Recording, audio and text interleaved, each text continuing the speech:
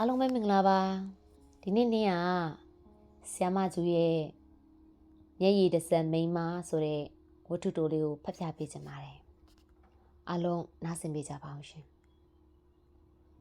မျက်ရည်တစ်စက်မိန်းမကျူခွဲစိတ်ကန်တခန်းကော်ဖီဆိုင်တစ်ဆိုင်နဲ့မျက်ရည်တစ်စက်မိန်းမပုံမြင်ကိုဘသူကိုမှပြောမပြပြအောင်ကြိုးစားပါမယ်မျိုးသိပ်ထင်းချုပ်ချင်းဟူသည်တော်တော်ကြီးမားတဲ့ဒုက္ခပါလားကျမရင်ထဲမှာနာကျင်လွန်းလာတယ်ကျမရှေ့ဆက်ပြီးတော့ဘယ်ထိအောင်ထိန်းချုပ်သွားနိုင်မှာလဲခွဲစိတ်ခံကတင်ရောကော်ဖီဆိုင်ရောပါညာချမ်းချိန်ကနောက်ခံကြီးပါပဲညသည်မိမတယောက်ဤမျက်ရည်ကိုကြွေအောင်ချွေတတ်သည့်အထူးကာလဖြစ်လေသလားခွဲစိတ်ခံညကကျမကြခဲ့သောမျက်ရည်သည်ကော်ဖီဆိုင်ညကကျမကြခဲ့သောမျက်ရည်တော့မပူပြင်းမလောင်မြိုက်ဘူးဟုကျမဝန်ခံလျင်မိမိရောက်ရဘွားကနေကျမကိုလောင်ပြုံးနေမလားမသိဘူးပထမညသည်လွန်ခဲ့တဲ့3နှစ်ခန့်ကဖြစ်ပြီးဒုတိယညသည်မနေ့ကဖြစ်တယ်ပထမညနဲ့ဒုတိယညကြားမှာအချိန်ကာလ3နှစ်ကြာခဲ့တယ်3နှစ်အတွင်းမှာကျမအဖြစ်ပြက်များစွာကိုဖန်တီးခဲ့ပြီးပြီရှင်စီဘယ်တော့မှရောက်မှာမဟုတ်ဟုကျမမသိခဲ့တဲ့ခြေလမ်းလေးများစွာလှမ်းခဲ့ပြီးပြီအဖြစ်ပြက်တိုင်းခြေလမ်းတိုင်းရဲ့အဆုံးမှာကျမရဲ့မှန်များနဲ့ခမ်းနားမှုများတလွာချင်းကွာကြနေခဲ့သောပန်းတပွင့်ဟုရှင်ကျမကိုအနိုးညံ့ဆုံးအသုံးအနှုန်းဖြင့်သတ်မှတ်ပေးလို့ရှင်ဖလက်ကောင်းလိုက်မလဲခွဲစိတ်ခန်းညအကြောင်းကျမပြောပြလျင်ကျမမျက်ရည်နဲ့စရမယ်ကော်ဖီဆိုင်ညအကြောင်းပြောပြရင်ကျမမျက်ရည်နဲ့ဆုံးရလိမ့်မယ်မျက်ရည်နဲ့စပြီးမျက်ရည်နဲ့ဆုံးတဲ့ပုံမြင်တစ်ပုဒ်အကြောင်းဘယ်သူမှနားထောင်စင်မှာမဟုတ်ကျမတို့ဘဝမှာဖြစ်ခဲ့ပြီးတော့တစုံတစ်ခုပြန်လဲဖြတ်သိမ်းခွင့်ပြုပြင်ခွင့်ရှိခဲ့မယ်ဆိုရင်တော့ပထမညခွဲစိတ်ခံအဖြစ်ပြက်ကိုကျမပြန်မပြင်ချင်ဘူးကျမရဲ့လက်ထောက်ခွဲစိတ်ဆရာဝန်ဖြစ်ဆောင်ရွက်ပေးဖို့ MSc ကျောင်းသားဆရာဝန်4ယောက်စရင်မှာရှစ်နာမီကိုရွေးခဲ့တာကြောင့်ကျမအခုဒီကျမကိုကျမအပြစ်မတင်တော့မရအောင်ရှင်ကိုကျမရွေးခဲ့မိတာကရှင်တော်လို့ကျမလူတော်တွေကိုသဘောကျတတ်တယ်ကျမရဲ့လက်ထောက်ဖြစ်ရှင်ပထမဆုံးတာဝန်ယူပေးခဲ့တဲ့ထိုအရေးပေါ်ခွဲစိတ်ခံညသည်တိတ်ပြီးတော့ထူးခြားတဲ့ညတော့မဟုတ်ဘူးနင်းကြတဲ့ညမိုးရွာတဲ့ညမဟုတ်ဘူးတနေ့လုံးလူနာ17ယောက်ခန့်ခွဲစိတ်ထားပြီးမို့ကျမပင်ပန်းနေတဲ့ည17နာရီမှာကျမအိတ်ချင်နေပြီဖြစ်တဲ့ညတာမန်ညတညလိုပဲဆိုရမယ်ထိုညမှာကျမအရေးပေါ်ခွဲစိတ်မှုဖြစ်ညှင့်လိန်သွားတဲ့တအိမ်သားဥအိမ်အလုံးကိုခွဲစိတ်ထုတ်ပေးရတယ်တကယ်တော့အဲ့ဒီလူနာကိုတာဝန်ယူခွဲစိတ်ရန်ရှင်းပညာနဲ့အတွေ့အကြုံကလုံလောက်နေခဲ့ပြီဒါပေမဲ့တခုခုဆုံးဖြတ်ဖို့ဆောင်ရွက်ဖို့တာဝန်ကို MSc ဘွဲ့လွန်ကျောင်းသားဆရာဝန်တွေကိုအပြည့်အဝပေးမထားခဲ့ဘူးကျမတို့ကဆုံးဖြတ်ကျမတို့ကဆောင်ရွက်ရှင်တို့ကကျမတို့ကူညီဒီလိုလုံထုံးလုံနေပဲရှိခဲ့တာလေအဲ့ဒီညကခွဲစိတ်ခန်းနဲ့nurse အဖြစ်ဆောင်ရွက်သူကထုံးစံတိုင်းမမကြီးဟုကျမတို့ဆရာဝန်တွေကတလေးတစားခေါ်တော့အပြာဝစ် staff ဒေါခင်ဖြစ်သည်မမကြီးကိုကူညီသည့်ဆရာမလေးကမြားဟုကျမတို့ခေါ်တော့မြမြဝင်းဖြစ်သည်မြားပါဝင်သောခွဲစိတ်ခန်းထဲမှာဆိုလျင်ကျမတို့သည်ဘူအောင်တွေကိုအမြဲတမ်းတားလိရှိကြပါတယ်မေစည်းဆရာဝန်မလေးချိုရဲ့ကျမရဲ့လက်ထောက်ဆရာဝန်မလေးအေးတီတာရဲ့အမြဲတွဲလိရှိတဲ့အတွေ့လေးသည်ထိုညကအရေးပေါ်ခွဲစိတ်သားဖွားခန်းထဲကိုရောက်နေတဲ့အေးတီတာရဲ့နေရာမှာရှင်ကိုကျမရွေးလိုက်ရကျမကိုဖုန်းတနိုင်ဆိုတော့လူတယောက်ကိုကျမမျက်စိရှိမှာခဏမြင်တွေ့ခဲ့ရတော့လေတခါမှအလုပ်တွဲပြီးတော့မလုပ်ခဲ့ဘူးနောက်ဆုံးနှစ်အပိုင်းခါကိုသားဖွားမိရဲ့ဂုဏ်လူဖြင့်အောင်မြင်ခဲ့သူ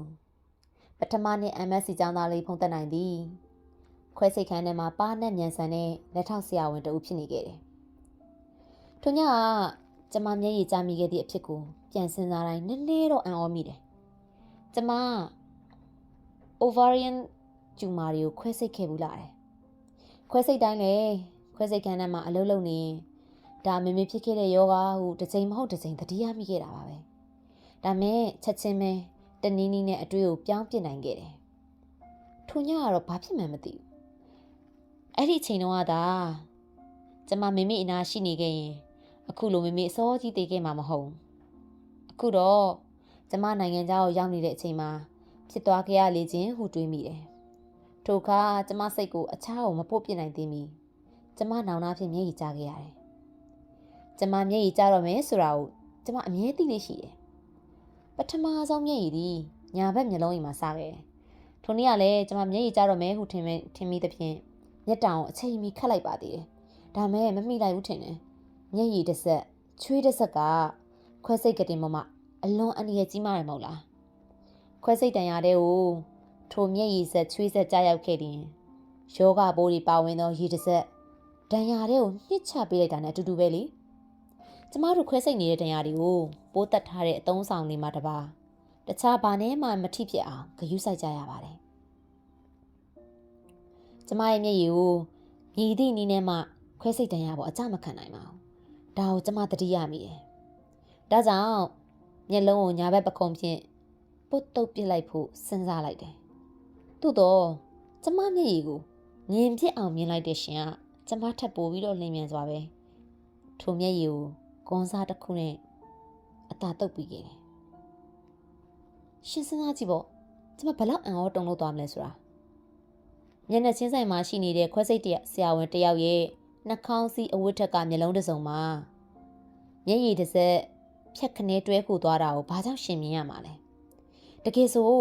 ရှင့်မျက်လုံးကြီးကခွဲစိတ်တဲ့ဆောင်ရွက်မှုပေါ်မှာပဲတမတ်သေးရှိရမှာမဟုတ်ဘူးလားကျမကိုလိုအပ်တဲ့ကူညီမှုပေးရင်တစ်ချိန်တည်းမှာကျမရဲ့မျက်လုံးကိုရှင်သတိထားမိနေခဲ့တယ်ဆိုတော့ကျမအံ့ဩမိတယ်ကျမရှင်ကိုအံ့ဩကြည်နူးစွာနဲ့ပဲကျေးဇူးတင်မိသဖြင့် thank you လို့ခတ်တိုးတိုးရေရွတ်ခဲ့မိတယ်ထိုရေရွတ်တန်သည်ပါဇက်ကိုကာထားသောနှာခေါင်းစည်းအဝတ်အောက်မှာမို့မပွင့်တပွင့်ဖြစ်သွားမလားကျမမသိဘူးစကားနေသောရှင်ကခေါင်းတစ်ချက်ညှိယုံညှိခဲ့တယ်ဘာပဲဖြစ်ဖြစ်အဲ့ဒီညကျမရဲ့မျက်ရည်တစ်စက်ကိုရှင်တုပ်ပေးပြီးဖယ်ပေးလိုက်တဲ့အဖြစ်ကခွဲစိတ်ကတင်မှာအလုံးလုံးနေသူတွေအားလုံးအတွက်ပြောစမှတ်ကြံခဲ့တယ်ကိုဖုံးတက်နိုင်တို့များအလိုက်တိလိုက်တာအိုဂျီရဲ့မျက်ရည်တစ်စက်တောင်မြင်ပြအောင်မြင်ပြီးမျက်ရည်တုပ်ဖြစ်အောင်တုပ်ပေးလိုက်သေးတယ်ကိုဖုံးတက်နိုင်ရဲ့ဆောင်းဝဲစစ်စစ်သူကမမဖြူတာဖြစ်ခဲ့ရင်အမတ်တွေအများကြီးရကုန်တော့မှာပဲရှင်တို့စာမေးပွဲစစ်မေးသူကကျမမဟုတ်နိုင်တာကိုအားလုံးကသိကြလို့တော်ပါသေးရဲ့ခွဲစိတ်ပြီးတော့အပြင်ကန်းကိုကျမထွက်လာသည့်အခါရှင်ကကျမထားခဲ့တဲ့လုပ်ငန်းတွေကိုလက်စတရင်ကြံခဲ့တယ်ဆရာဝန်များနားနေကန်တွင်ပြတင်းခန်းစည်းဘေးမှာကျမမတ်တက်ရက်ပြီးခန်းစည်းစာကိုသိမ့်ဖဲကအပြင်လောကကိုငေးမောရင်းနဲ့ငြိမ်သက်နေခဲ့မိတယ်ကျမရဲ့တွေ့တဲ့တဝက်ကကွယ်လွန်သွားပြီဖြစ်တဲ့မိမိအကြောင်းဖြစ်ပြီးတော့ကျန်တဲ့တဝက်ကစောစောကကျမမျက်ရည်ကိုတုပ်ပေးလိုက်တဲ့လှုပ်ရှားမှုတွေဖြစ်နေခဲ့တယ်ဆိုတာတော့အထူးပြောစရာလုံးဝမထင်ဘူးရှင်ညာဘက်လက်ကသွေးကြောပန်ဖော့ဆက်ကိုကင်ထားရင်ရှင်ဘက်လက်ကဂွန်းစာလေးကိုကင်လျက်ကျမညာဘက်မျက်လုံးအောက်ခြေကိုအตาလေးတိုးထိပေးလိုက်တဲ့တခဏရှင်အတွေးတွေမှာဘာတွေများဖြစ်ပေါ်နေခဲ့မှာပါလဲဒီမိမခွဲစိတ်ရင်းနဲ့ဘာကြောင့်မျက်ရည်ကျလဲဟုတွေးမိမလားဒါမှမဟုတ်အပြိုကြီးတယောက်ကိုမျက်ရည်ကျလောက်အောင်ဘယ်ကောင်ကဆွဲဆောင်နိုင်ခဲ့ပါလဲဟုဆက်စုစိတ်တွေဝင်သွားမလားရေပဲရေကျင်သွားမလားဂယုနာတွေပဲတက်သွားမလားကျမသိကျင်နေခဲ့မိတယ်ကျမမျက်ရည်ပေါ်မှာထွေရလေးပါရှင်မစင်စားစေချင်ဘူးဒါကြောင့်နားနေခန်းထဲကိုရှင်ဝင်လာတဲ့အခါကျမရှင်ကိုဘာမှနေတိုင်းမပြောဘဲနဲ့မိမိအကြောင်းပြောပြမိခဲ့တယ်ကျမမိမိက ovarian tumor နဲ့ကျမဘာမှမလုပ်ပေးလိုက်ရပဲဆုံးသွားခဲ့တယ်အဲ့ဒီချိန်ကကျမလန်ဒန်မှာ RFCOG ဖြေကနေဆဲချိန်လေကျမရင်ကကျမစာမွဲမပြီးသေးပဲနဲ့ပြန်လာမှာဆိုလို့အချိုးအကြောင်းတွေကိုဖုံးမိထားခဲ့တာတိုက်ဆိုင်တဲ့အခါအရာတွေမှာဒီအကြောင်းကိုကျမသတိရမိတတ်တယ်ခါတိုင်းတော့ဒီလောက်ကျမမျက်ရည်မလွယ်တတ်ပါဘူးဒီညကျမ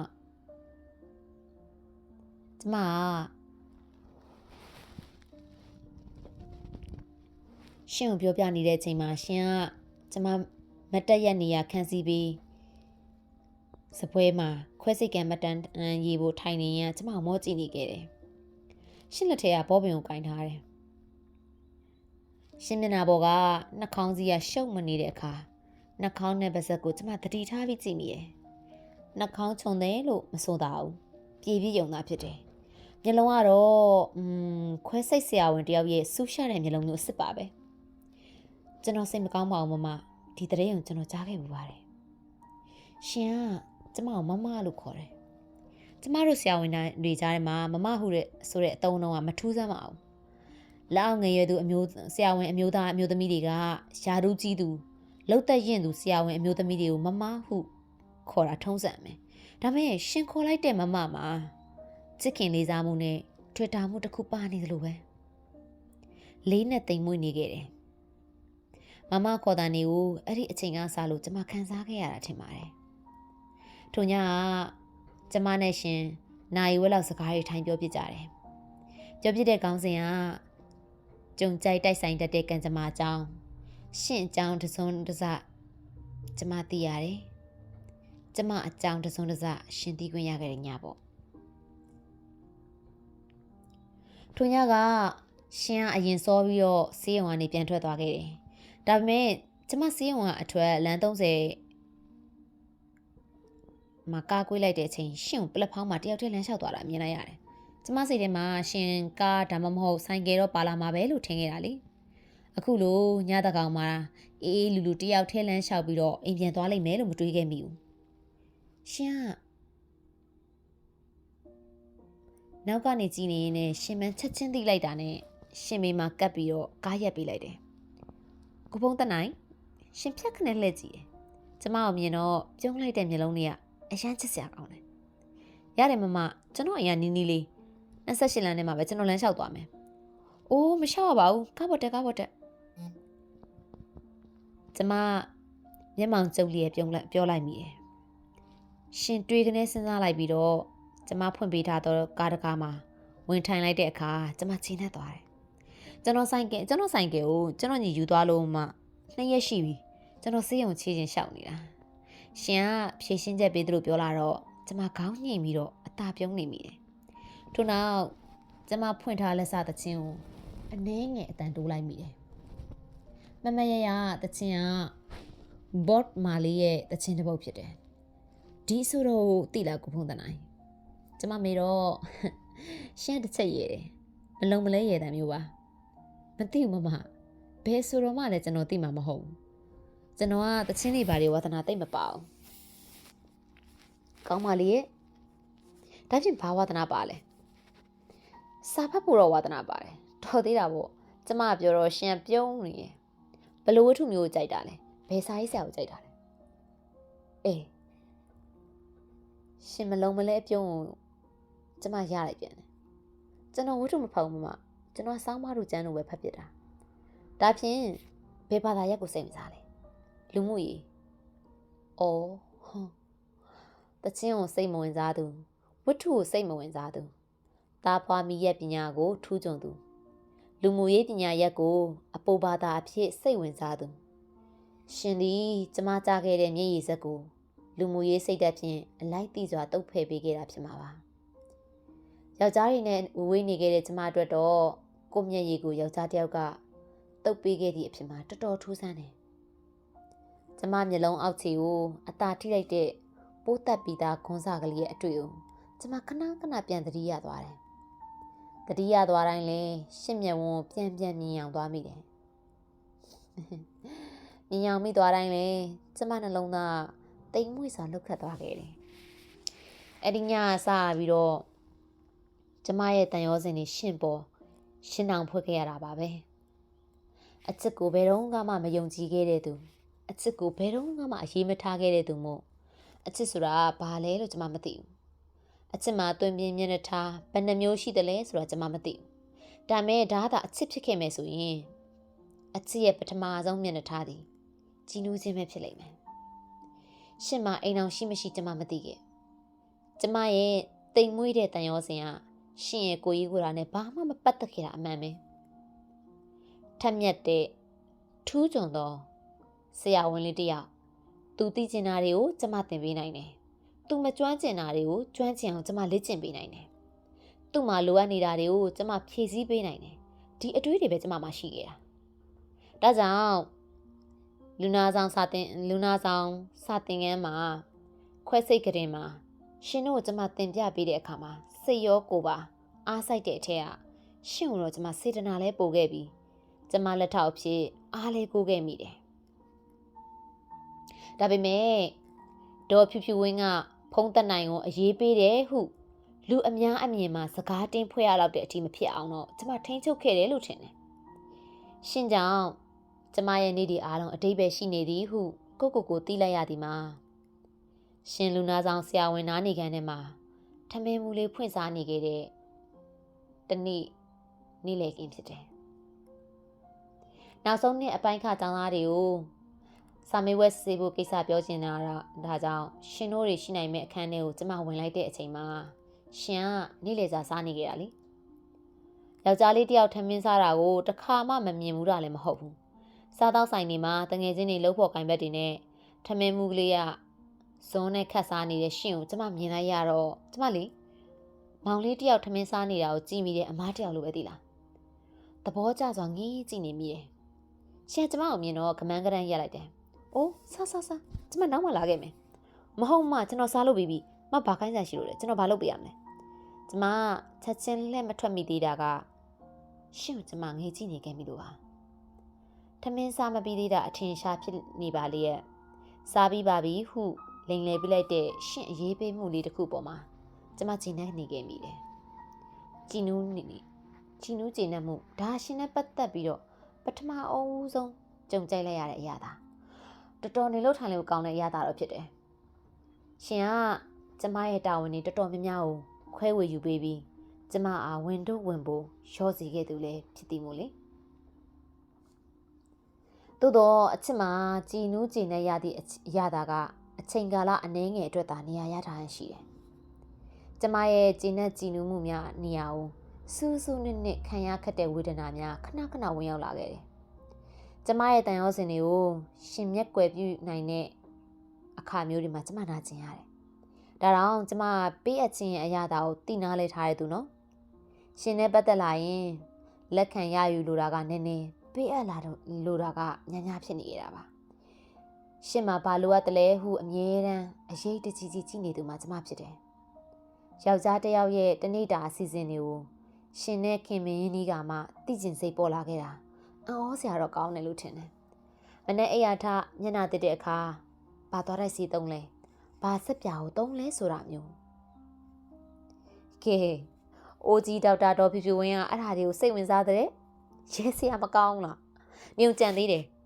မနေ့အိယာထပြီးတဲ့အခါရှင်ကော်ဖီတောက်သလားလက်ဖက်ရည်တောက်တတ်လားရှင်အတွက်ကော်ဖီကိုဘယ်သူဖြော်ပြီးလဲရှင်ဇနီးလားရှင်အမလားသိစီတန်သေးတဲ့အိမ်မှာမနေ့တိုင်းလူနာကြည့်သေးလားစေယုံမလာမီကြံသမျှအချိန်တွေကိုရှင်ဘာအတွက်သုံးချတယ်လဲရှင်ကိုထမင်းဘူးထည့်ပေးလိုက်တဲ့သူကရှင်အမဖြစ်မလားမိခင်ဖြစ်မလားဒါမှမဟုတ်ဇနီးမယားဖြစ်မလားအိုးတကယ်ရေမောစရာကောင်းတဲ့စိတ်လှုပ်ရှားမှုတွေကိုရှင်နဲ့ကြမှာပဲကျမခံစားလာရတယ်နောက်ပိုင်းကျတော့မှရှင်မအိမ်အောင်မရှိသေးတာမိဘတွေကရေစကြုံမှာမို့ရှင်တယောက်တည်းနေရတာဒါတွေကိုသိလာရတယ်အဲ့ဒီအခါကျတော့လေရှင်ကိုအစားအစာအရာရာဖြည့်ဆည်းပေးအပ်ခြင်းစိတ်တွေဖြစ်ပေါ်လာပြန်ရောကျမတို့လူနာတွေကတလေးတစားနဲ့ကျေးဇူးတင်စွာပေးထားတဲ့တတိဝလံတွေမျက်နှာတုပ်ပွားနဲ့ဆောင်းလိုပစ္စည်းတွေမိဖို့ကြောင့်တော့လျှက်စစ်သုံးဆောင်တွေ Nest Coffee Chocolate No Milk အဲ့ဒီဘူးတွေကိုကျမသုံးဆွဲရတိုင်းရှင်ကိုသတိရတယ်ကျမမှာတိတ်များလွန်းပါတယ်ဟုတ်ရှင်ကိုဝေမျှခြင်းစိတ်ခဏဖြစ်ပေါ်တယ်လူနာတွေရဲ့စေတနာကိုအလေးမထားရကြမှာဆိုတဲ့အတွက်ကြောင့်မလို့ဘယ်တော့မှအကောင့်ထဲမပေါ်ဖြစ်ခဲ့ဘူးဒါမဲ့ကျမပေးအပ်ချင်တာတွေကိုပေးအပ်နိုင်ဖို့အခွင့်အရေးကိုမကြာခင်မှာပဲရလာခဲ့တယ်ရှင်ပြင်သစ်နိုင်ငံကို2 လသင်တန်းသွားရမယ့်အစီအစဉ်ပေါ်လာခဲ့တဲ့အချိန်မှာဖြစ်တယ်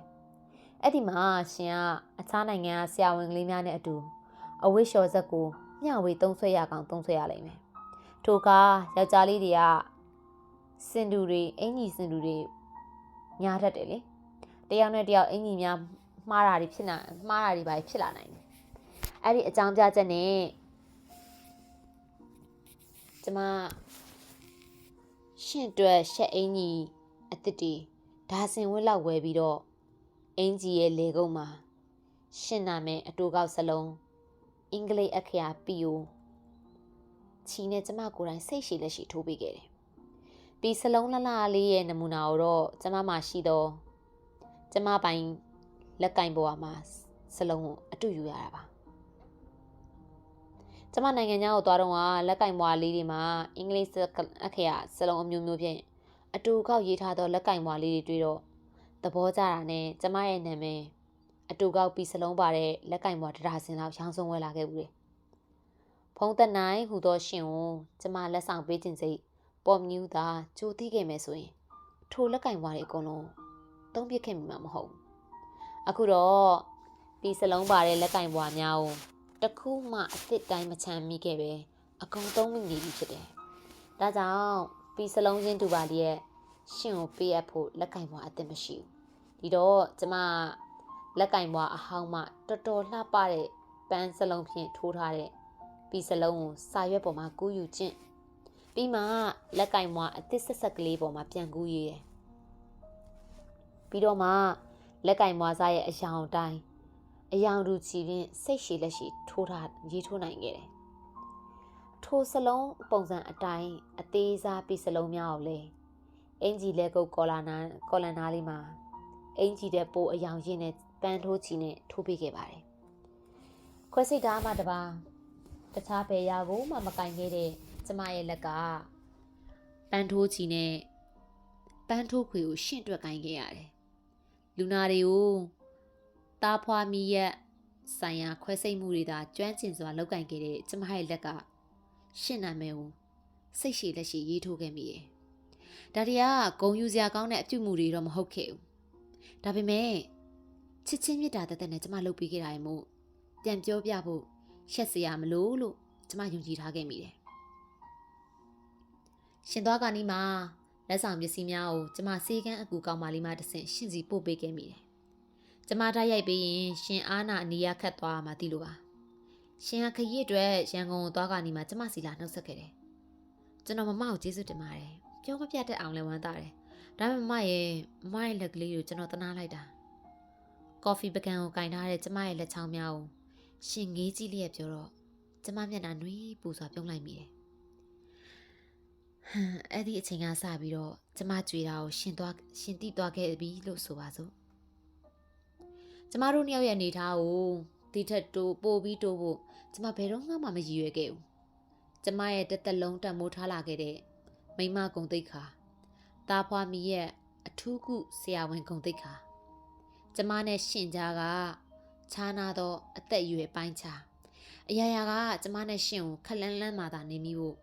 တွန်းဖယ်ပေးတဲ့ရှိနေရမဟုတ်လားနောက်ပြီးတစ်ချိန်ချိန်မှာရှင်တကယ်ချစ်မြတ်နိုးသူကိုရှင်တွေ့သွားမှာပဲအဲ့ဒီအချိန်ကျရင်ရှင်အိမ်အောင်ပြုတ်မှာပဲရှင်ကြည့်ရတာကျမလိုအိမ်အောင်မပြုတ်တော့ရန်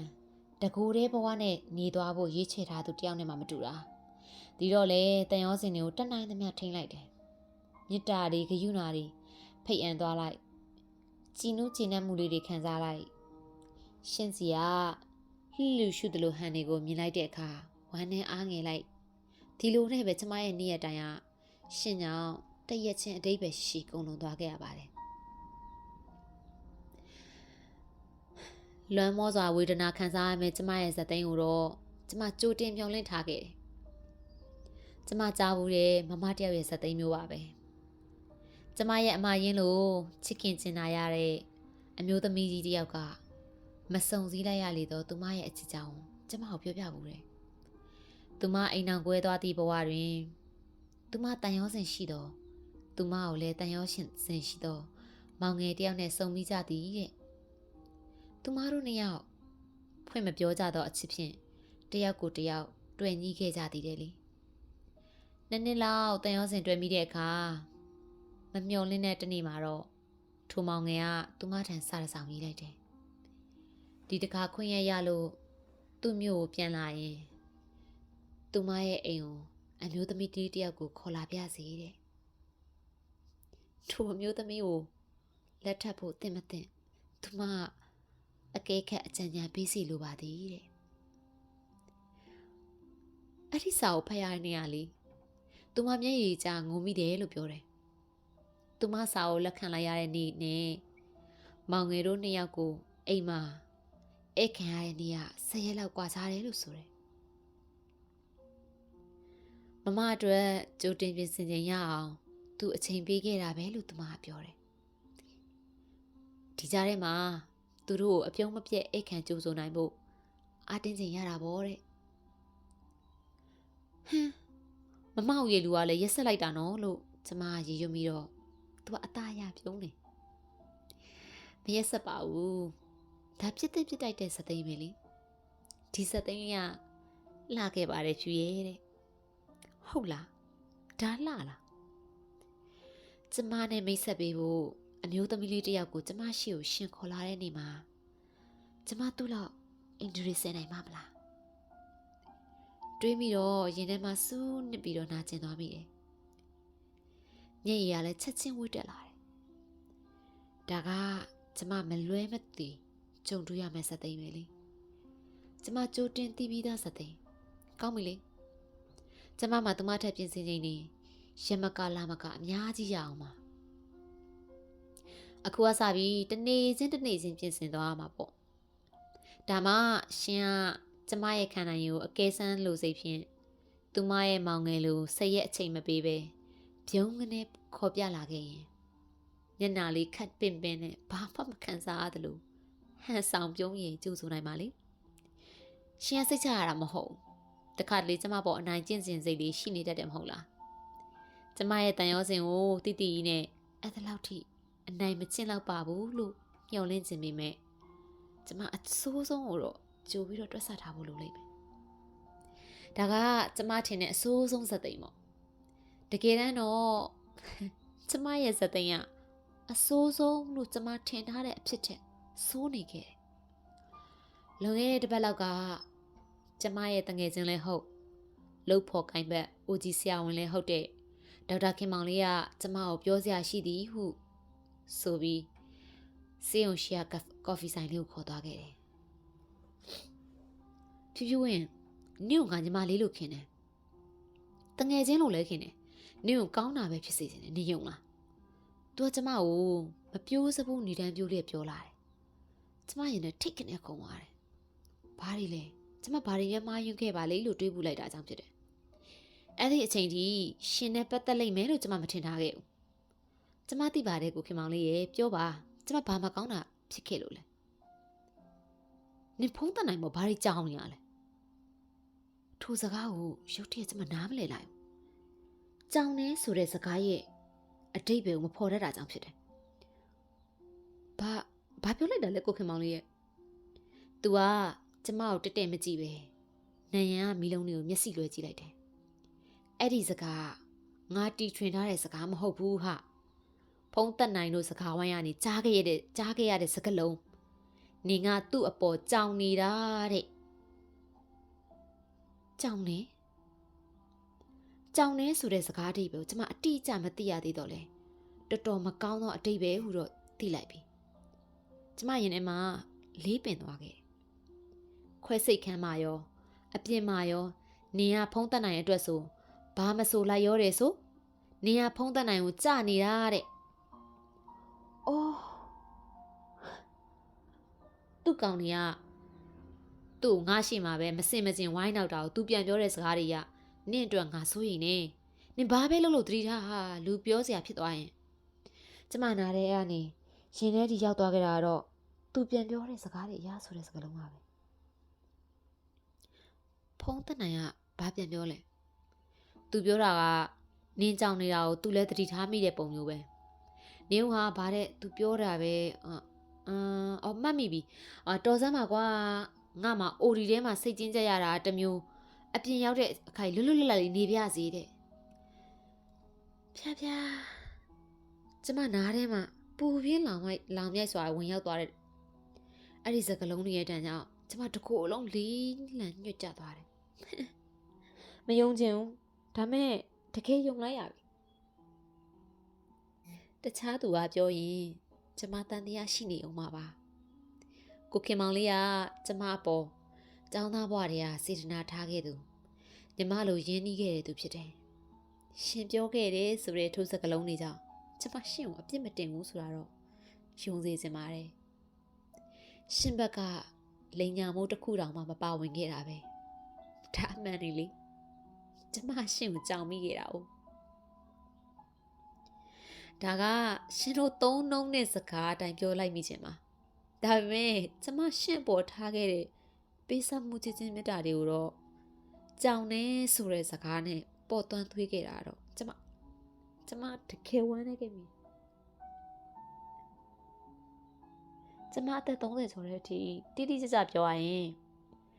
36နှစ်အထိကျမရယူခြင်းရဲ့အရာတော်သာသိခဲ့တာပါ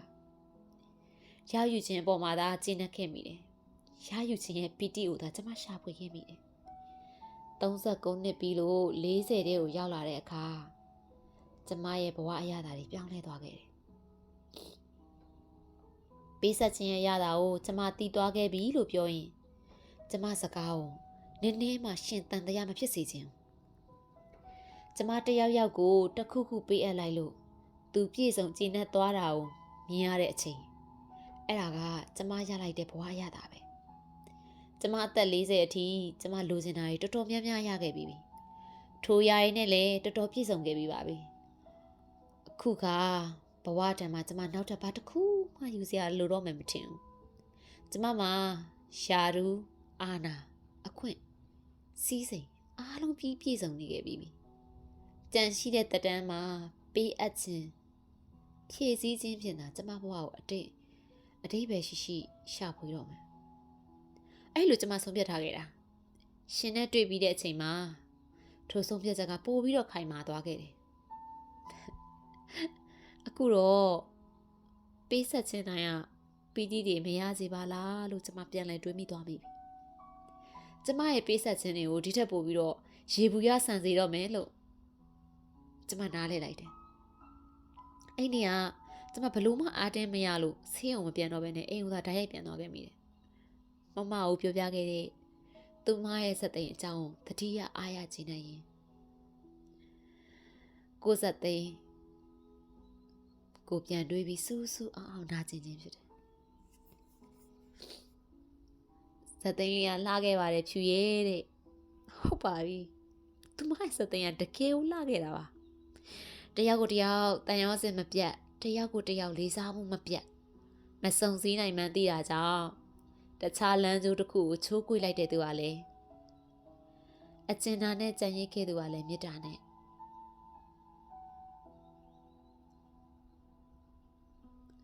မစုံစည်းနိုင်မှန်းသိတော့ကြောင့်တခြားလမ်းကျိုးတစ်ခုကိုချိုးကွေ့လိုက်သူကလည်းအကျဉ်းသားနဲ့ကြံရိပ်ခဲ့သူကလည်းမေတ္တာနဲ့အော်ကျမရန်ကုန်ရောက်လို့ရှိရင်လေမမဦးစီရောက်သွားမယ်မမဦးရဲ့ဇက်သိန်းဟာတကယ်ကိုလှတာပါလို့ပြောပြအောင်ပြောအောင်မယ်လောလောဆယ်တော့ကျမရဲ့ပူပြင်းလောင်မြိုက်တဲ့အဆက်တွေကိုအေးချမ်းစေနိုင်မလားမျှော်လင့်ချက်နဲ့ကလောခရီးထွက်လာခဲ့ကလောမျိုးကအေးပါတယ်ညတညတွင်ကော်ဖီဆိုင်လေးမှထိုင်ရင်ကျမကြားရတဲ့မျက်ရည်ကတော့ပူလောင်နေခဲ့ပါတယ်ကလောဟိုတယ်ကြီးကတိတ်ဆိတ်တဲ့ကော်ဖီဆိုင်လေးမှာထူးညလူတွေစီကားနေခဲ့တယ်။များသောအားဖြင့်နိုင်ငံသားတွေဆိုင်ထဲကိုအဦးဆုံးရောက်ခဲ့တဲ့ကျမအကောင်းဆုံးတောင်းနေရအောင်ယူထားခဲ့တယ်။ဒီစပွဲမှာကျမထိုင်နေကြဖြစ်တယ်။ထုံးစံအတိုင်းစက်သားဘာကနဲ့ကော်ဖီကိုမပြေသေးသောအချက်နဲ့အတူမျှော့ချဖို့အချိန်ဆွဲစားတောင်းနေခဲ့တယ်။ဒီတနေ့ရဲ့အချိန်တိုင်းနာရီတိုင်းမှာဝမ်းနဲ့အားငယ်စိတ်တွေဝင်နေခဲ့မိလို့ဖြင့်ရှင်ကျမကိုတနာကရုဏာတက်စရာမလိုပါဘူးဒါစိတ်ကူးရင်မှုအတွက်ကျမရခဲ့တဲ့ထိုက်တန်တဲ့ပြစ်ဒဏ်လို့ကျမယူဆထားခဲ့ပြီလားထိုညကကျမအနီးကိုလူငယ်လေးတယောက်ခွင့်တောင်းမိလာထိုင်တယ်အမကျွန်တော်ဒီမှာထိုင်လို့ရမလားကျမဘယ်လိုလုပ်ပြီးမြင်ရမလဲတဆိုင်လုံးမှာနေရာမှမလွတ်တော့တာလူတယောက်တည်းရှိတဲ့စပွဲဟူ၍ကျမစပွဲပဲရှိတော့တာလေထိုင်လေထိုလူငယ်ကိုဖြူသလားညူသလားကျမမသိဘူးရှင်ကိုကျမရဲ့လက်ထောက်ဆရာဝန်ဖြစ်ရွေးခဲ့တော့ရှင်ဖြူမန်းညူမန်းမသိခဲ့သလိုပါပဲကျမရဲ့အာယုံမှာရှင်ပြောခဲ့တဲ့စကားတခွန်းသာတစိမ့်စိမ့်ရှက်ရှော့နာကျင်နေခဲ့တယ်အဲ့ဒီနောက်မှာဆိုင်လေးမှာတိုက်ဆိုင်မှုတစ်ခုဖြစ်သွားခဲ့တယ်တချင်းတစ်ပုတ်ဂီတနဲ့ဒုတိယတွေကိုတန်မိုးထားတဲ့ဆိုင်လေးဖြစ်မှန်းနိုင်ငံမှာချိတ်ဆွဲထားတဲ့ပစ္စည်းတွေကိုကြည့်ုံနဲ့သိနိုင်တာမို့ဒီဆိုင်ကတချင်းဖွင့်တာအံ့ဩစရာမဟုတ်ဘူးဒါ ဒါမဲ့ဆိုင်ရှင်ကရွေးချယ်လိုက်တဲ့တခြင်းကတော့အံ့ဩစရာပါဘော့မာရဲ့တခြင်းလေးလေရှင်နဲ့ကျမပထမဆုံးစတင်ခင်မိတဲ့ညကျမကားထဲမှာဖွင့်မိခဲ့တဲ့တခြင်းလေးတခြင်းကြောင့်ကျမတုန်လှုပ်သွားခဲ့ရတယ်တခြင်းတစ်ပုဒ်ကြောင့်ကျမမျက်ရည်ကျရလိမ့်မယ်လို့ဘယ်တော့မှမထင်ခဲ့မိခွဲစိတ်ကတင်မှာလူနာကိုခွဲစိတ်ရင်မျက်ရည်ကျရလိမ့်မယ်လို့ကိုမထင်ခဲ့သလိုပါပဲဒါပေမဲ့ကျမမျက်ရည်ကျခဲ့တဲ့မျက်ရည်ကျနေမိပါလားဆိုတာကိုလေတယောက်ယောက်ကမျက်ရည်တုပ်ဖို့လက်ကင်ဘွားလေးထုတ်ပြီးတော့မှတတိထားခဲ့မိတာပါရှင်ယုံချင်မှယုံပါပါရှင်ကြောင့်ကြနေခဲ့တဲ့ဝမ်းနဲ့ရှက်ရှုညင်မျက်ရည်တွေကတော့အခုလိုလက်ကင်ဘွားလေးထုတ်ပေးတဲ့သူဟာရှင်ပဲဖြစ်လိုက်ပါတော့လို့ကျမတန်းတနေခဲ့မိသေးတယ်လူငယ်လေးကမ်းပေးတဲ့လက်ကင်ဘွားလေးကအဖြူဆွတ်ဆွတ်လေးအမညာဘက်မျက်လုံးတောက်မှာမျက်ရည်တစ်စက်ရွရွဒါနဲ့တုပ်လိုက်ကျမကရုတ်တရက်အံ့လဲအံ့ဩရှက်လဲရှက်သွားတယ်ထိုလူငယ်လေးရဲ့မျက်လုံးတွေကလှောင်ပြောင်သရောဟန်မရှိဘူးအေးဆေးတိမ်မွေ့တယ်ကျမမျက်ရည်ကိုတုပ်ပေးလိုက်တဲ့ရှင့်မျက်လုံးလေးလိုပဲချီးစုကျမမှာလက်ကင်မွားပါလာတော့လေအိတ်ထဲကနေပစ္စည်းဖောင်းဆောင်ကြမှာတော်တော်ရှာနေရအောင်မမို့သူ့လက်ကင်မွားလေးကိုကြပြကြဆွဲယူပြီးတုပ်လိုက်တယ်တုပ်နေရင်လည်းမှနောက်ထပ်မျက်ရည်တွေကြာလို့ဆဲဆဲဝေးလာတာကိုတတိထားမိတယ်ဒါကြောင့်သူ့လက်ကင်မွားကိုပဲထပ်တုံးလိုက်ရတယ်ပြီးတော့သူ့ကိုပြုံးပြပြီးတော့အာနာနာနဲ့လက်ကင်မွားလေးပြန်ပေးလိုက်တယ်သူ့လက်ကင်မွားသူအသားရပြန်ယူကဖြန့်လျက်ခောက်နေတာကိုကြည့်ရင်သူ့ရှေ့မှာချထားတဲ့သူဖက်လက်ဆဆာကိုကျမမြင်မိတယ်အလမ်ဘလွန်ရဲ့ Close American Mind နဲ့ဒါပြင်ကျမမျက်စိရလေသူ့ဘဝရဲ့ထူးခြားမှုတစ်ခုပါမြင်လိုက်ရသေးတယ်ပန်တူရာရဲ့စလုံးလေးတစ်ခုအင်္ဂလိပ်စလုံးပဲကျမဘက်ကနေပြီးတော့ဇောက်ထိုးမြင်ရတဲ့အကြောင်း L ဆိုတဲ့စလုံးလေးဖြန့်တူပါတယ်ထိုစလုံးကိုအဖြူအောင်ချီဖြင့်ထိုးထားခြင်းဖြစ်တယ်တည်တတ်သောစိတ်ရှိသောလှပသောလက်ရလေးတစ်ခုထိုလက်ကင်ဘွားလေးကိုကြည့်ရင်ကျမနှလုံးသားမှာစူးစူးနစ်နစ်နာကျင်သွားတယ်တစုံတစ်ယောက်ကလူငယ်လေးကိုချစ်မြတ်နိုးစိမ့်နဲ့တစုံတစ်ခုပေးအပ်ခဲ့ပြီးပြီလေကျမကမိမိနဲ့မသက်ဆိုင်သောဘဝနှစ်ခုကြားတွင်ဝင်မစွတ်ဖက်တင်မှုဟုသိပါတယ်ဒါပေမဲ့မနေနိုင်ဘူးဘွာလေးကလှလိုက်တာကျမကြောင့်ညစ်ပေသွားပြီကိစ္စမရှိပါဘူးခင်ဗျပြန်ရှုပ်လို့ရပါအဲ့ဒီစလုံးကနာမည်တစ်ခုပေါ့နော်သူကပြုံးနေတယ်အဲ့ဒီအပြုံးမျက်လုံးလေးနဲ့ကျမကိုကြည့်ပြီးကောင်းချင်းလိုက်တယ်ဘသူထိုးပေးတာလဲသူတစ်ချက်တွေ့ကနေဖြစ်သွားတယ်ပြောပြရကောင်းမလားညင်းလိုက်ရကောင်းမလားစဉ်းစားနေတာလားဒါမှမဟုတ်ဘလို့ဖြေရမလဲစဉ်းစားနေရလားမသိဘူးဒီမိမဆက်စုရန်ကိုထင်ကျင်လဲထင်လိမ့်မယ်။ तू မပြောပြတော့ဘူးလို့ကျမထင်လာတဲ့အချိန်မှာ तू ပြောပြလိုက်တယ်။ရိုးရိုးစင်းစင်းလေးပါပဲ။ကျွန်တော်အမလုပ်ခင်နဲ့အမျိုးသမီးတယောက်ထိုးပေးထားတာတဲ့။အော်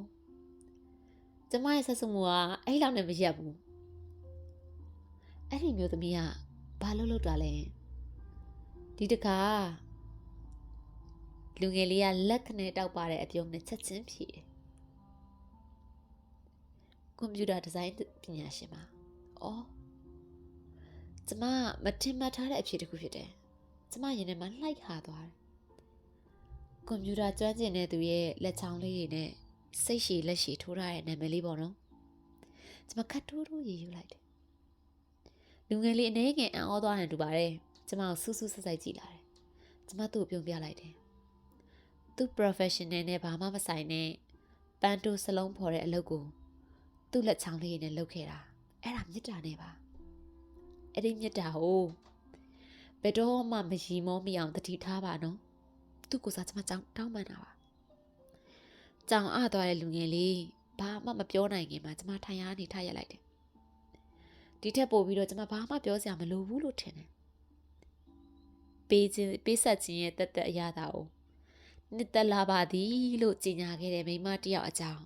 ပုံမြင်တဲ့ပုဂ္ဂိုလ်ကျမဘသူကိုမှမပြောနိုင်ဘူးဒဏ္ဍာရီထဲမှာတော့မရေးနိုင်ဘူးဒဏ္ဍာရီကိုကျမ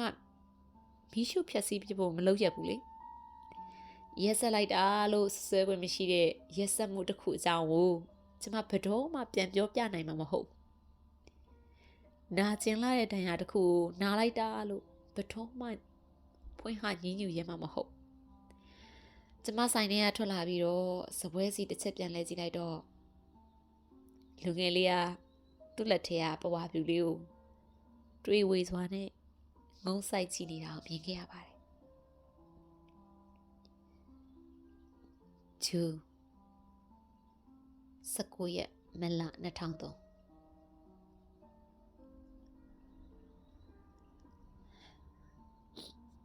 စာပတ်သူကျမရွှေသစင်မှာနားဆင်မိတဲ့သူအားလုံးကျေးဇူးများတင်ပါ